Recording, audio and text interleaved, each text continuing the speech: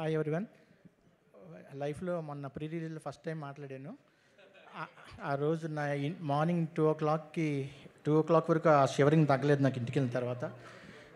ఇప్పుడు కూడా కొంచెం వస్తుంది, బట్ అలవాటు అయిపోయింది అనుకుంటా.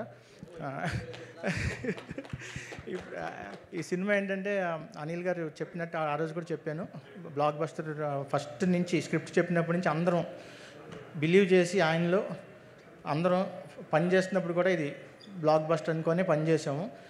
మెయిన్ ఏంటంటే అందరూ పక్కన నా యూనిట్ అంతా లైట్ మెన్లు కానీ, ఆర్ట్ డిపార్ట్మెంటు, ఈ అసిస్టెంట్ డైరెక్టర్సు ఎవరైనా సరే సీన్ జరుగుతుంటే ప్రతి వాళ్ళు నవ్వేవారు అనమాట.